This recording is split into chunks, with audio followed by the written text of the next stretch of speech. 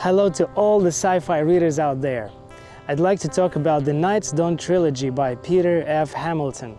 I'm a big fan of his Commonwealth saga, which includes Pandora's Star and Judas Unchained. I love space operas, so I decided to read the Night's Dawn trilogy.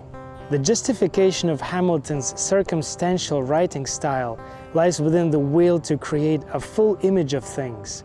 Just like when you watch a sci-fi movie and see spaceship emerging from a wormhole and how its, quote, upper hull is washed in a rosy glow from the system's red dwarf sun 200 kilometers away, darkening and highlighting the blue polyp's elaborate purple web pattern.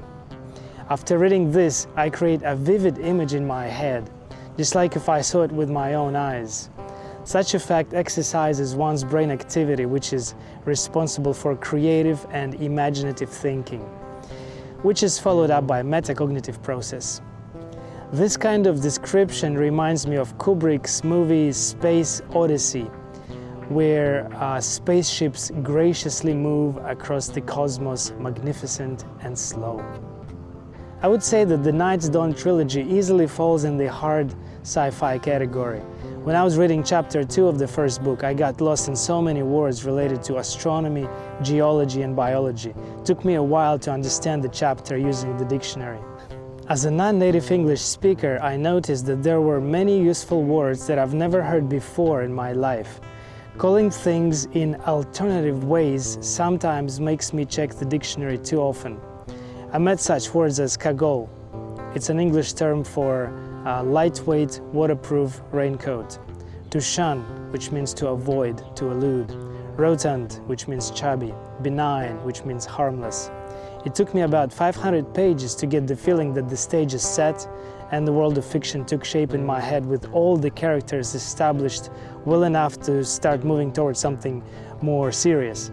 Also, the language eased up quite a bit because most of the descriptions were finished and people started to have more conversations. Confusing why in the beginning of sentences kept reappearing here and there in the book.